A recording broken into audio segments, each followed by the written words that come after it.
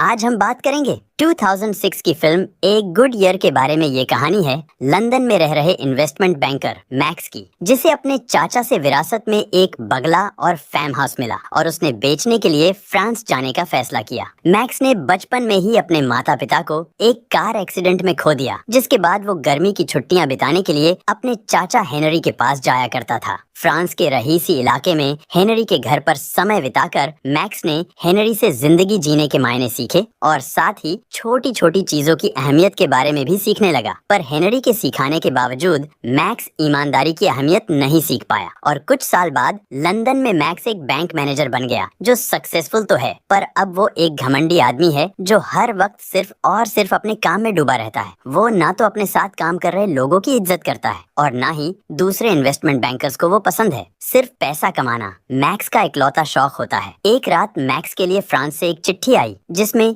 Henry की मौत की खबर थी। वो पहले तो इस खबर से थोड़ा निराश हुआ, पर अगली सुबह फिर से अपने काम पर लग गया और केनी नाम के आदमी के वजह से अपने दुश्मनों की गालियां सुनने लगा, जिसकी उसे आदत हो चुकी थी। तब जेमा ने उसे बताया कि हेनरी ने अपनी बिल में 20 साल पहले ही अपनी सारी प्रॉपर्टी मैक्स को लिखी थी, क्योंकि मैक्स वो इकलौता आदमी है जिसका हेनरी के साथ खून का रिश्ता है। उसे विरासत में हेनरी की जायदाद मिलेगी और जायदाद पाने के लिए उसे फ्रांस जाना होगा। मैक्स फ्रांस जाने के लिए राजी नहीं था, पर जेमा से बात करके उसे पछतावा हुआ कि वो इतना मतलबी बन गया है कि कभी हेनरी से उसने बात तक नहीं की। उसी रात अपने दोस्त चार्ली से मिला, जो रियल एस्टेट के बारे में अच्छी जानकारी थी। मैक्स ने फ्रांस में बिताया हुआ अपना बचपना और अंकल हेनरी के बारे में बताता है। मैक्स चार्ली को अपने अंकल के प्रॉपर्टी के बारे में डिस्कस करता है। चार्ली उसे बताता है कि तुम्हारे अंकल की प्रॉपर्टी प्रेजेंट टाइम में 9 से 10 बिलियन डॉलर है। यह सुनकर मैक्स उसे बेचने के बारे में सोचने लगा और अगले ही दिन वो फ्रांस के लिए रवाना हुआ। फ्रांस पहुंचने पर जेमा ने मैक्स को एक छोटी सी गाड़ी के रूप में एक तोहफा दिया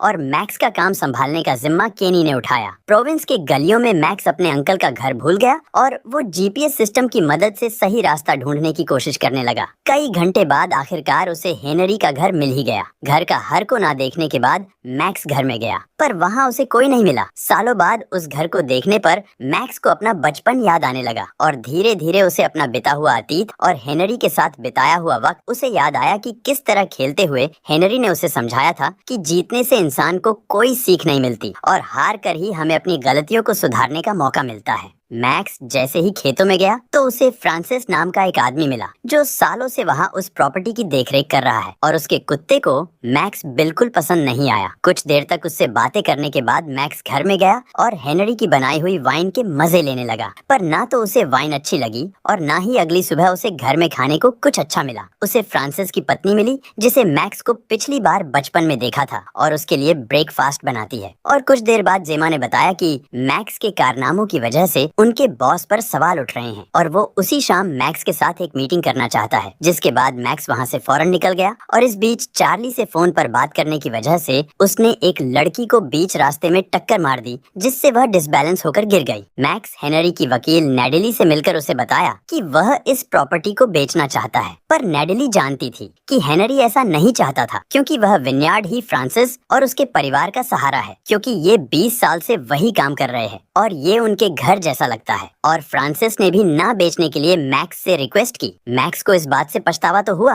पर उसकी एक भी नहीं सुनी। निकलने से पहले मैक्स ने प्रॉपर्टी की तस्वीरें लेने लगा। जब वो डाइविंग बोर्ड पर खड़ा होकर स्विमिंग पूल का फोटो ले रहा था, तभी डिसबैलेंस होने से वह स्विमिंग पूल में गिर जाता है। वो पूल से निकलने की काफी कोशिश करता है, पर पूल की ज्यादा हाइट होने के कारण मैक्स वहीं फंस जाता है। तो दूसरी तरफ वहाँ मौजूद लड़की को वो कार नजर आई, जिसकी वजह से वो सड़क पर गिरी थी और जब वो मैक्स के सामने आई तो मैक्स उसकी खूबसूरती देखकर फिदा हो गया। मैक्स की मदद करने के बजाय उस लड़की ने उसका काम और खराब कर दिया और वह समय पर मीटिंग में नहीं पहुंच पाया। किसी तरह वो पूल से बाहर तो निकला, पर बहुत देर हो चुकी थी, क्योंकि एक हफ्ते के लिए मैक्स को सस्पेंड कर दिया गया था। अगली सुबह मैक्स अपने अंकल के कपड़े पहनकर सारे घर को अच्छे से देखता है, पर चार्ली ने जब उसे बताया कि वो जल्द ही प्रॉपर्टी बेच देगा तो मैक्स के लिए एक हफ्ता अब ज्यादा लंबा नहीं लग रहा था। वो घर बेचने के लिए उस घर की हालत ठीक करने लगा, पर एरिया बड़ा होने के कारण मैक्स फ्रांसिस से मदद मांगता है, पर उसने मदद करने से मना कर देता है। तब उसने फ्रांसिस से वादा किया कि प्रॉपर्टी बेचने के बाद भी वो बिलियर्ड्स में रह सकता है, जिसके बाद फ्रांस अपने पिता के साथ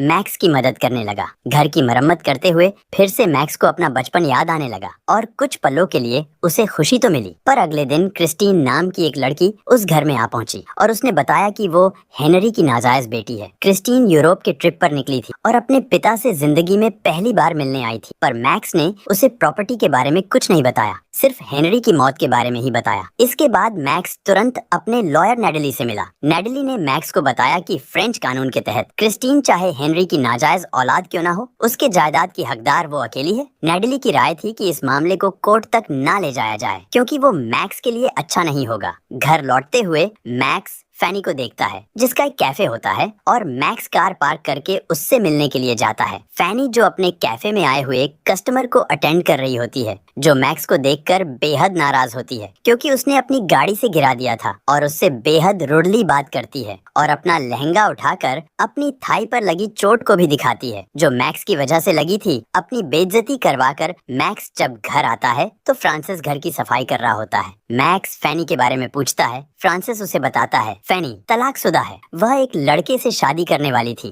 पर उस लड़के ने उसके साथ बुरा बर्ताव किया और इसीलिए उसने फैसला कर लिया कि वो किसी मर्द को अपने करीब नहीं आने देगी। कुछ वक्त और फ्रांसिस एक दूसरे के साथ टेनिस खेलने लगे। टॉमी ने भी उनका इस खेल में खूब साथ दिया और खेल के साथ उन दोनों की दोस्ती होने लगी। और उसी रात मैक्स क्रिस्टीन के साथ डिनर कर रहा होता है जिसे अपने अंकल की बनाई हुई वाइन देता है और वह नोटिस भी करता है कि क्रिस्टीन को वाइन के बारे में काफी जानकारी है। मैक्स को बताती है जो हम लोग वाइन पी रहे हैं इसकी प्राइस यूएस और यूके में हजारों डॉलर की है। क्रिस्टी को वाइन के प्रति इंटरेस्ट देखकर मैक्स ये मानने को तैयार नहीं होता। ये अंकल हेनरी की नाजायज बेटी है और वो ये कहता है कि मेरे अंकल का बहुत सारी औरतों के साथ अफेयर था, पर वो कभी बच्चा पैदा करने की बेवकूफी नहीं कर सकते क्योंकि उन्हें कभी रिलेशनशिप या शादी में कोई इंटरेस्ट नहीं था। मैक्स की ये सब बातें सुनकर क्रिस्टी अपना खाना लेकर अपने कमरे में चली जाती है। अगले दिन जब मैक्स फिर से फैनी से मिलने उसके कैफे गया तो उसे परेशान देखकर उसकी मदद करने की कोशिश करने लगा। मैक्स को अपने रेस्टोरेंट में काम करते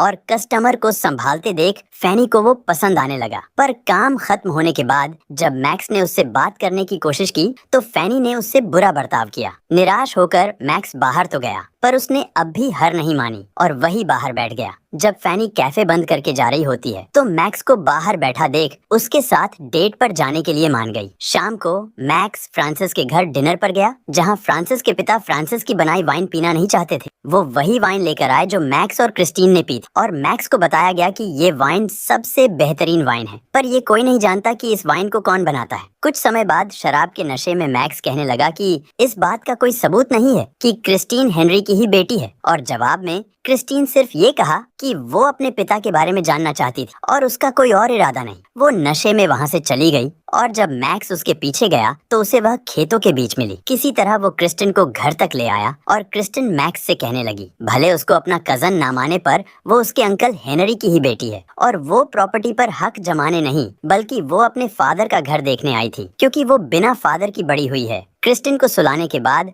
मैक्स को उसके लिए बुरा लगता है क्योंकि एक अनाथ होने की वजह से वो जानता है कि बिना पेरेंट के बड़ा होना कैसा लगता है। अगले दिन मैक्स देखता है कि क्रिस्टिन हैंगओवर में अंकल हेनरी की पुरानी डायरी और फोटोज पूल में फेंक रही है क्योंकि अब उसके लिए ये सब यूजलेस है। अब मैक्स वो सब सारी चीजें पूल से निकालता है। मैक्स देखता है कि उसके अंकल की डायरी में क्रिस्टिन की मोम का जिक्र है और साथ ही उस डायरी में ठीक वैसे ही एक फोटो है जैसे क्रिस्टिन के पास है, जिसका मतलब जरूर क्रिस्टिन के मोम से सीरियस अफेयर था और क्रिस्टिन उन्हीं की बेटी है। और कुछ ही देर बाद चार्ली मैक्स को फोन करता है और कहता है वो उसके अंकल के घर आ चुका है। फिर वो अपने दोस्त को वहीं छोड़कर फैनी से मिलने चला गया। कुछ देर बाद चार्ली को क्रिस्टीन मिली और उसे एक ऐसा मौका मिला जिसे वो छोड़ना नहीं चाहता था। एक तरफ मैक्स और फैनी एक दूसरे के करीब आ रहे थे तो दूसरी तरफ चार्ली क्रिस्टीन के करीब आ रहा था। उसी रात मैक्स और फैनी साथ रहे, पर अगली सुबह फैनी बिना बताए वहां से जाने लगी। जब मैक्स नींद से जागा तो उसने फैनी से जाने की वजह पूछी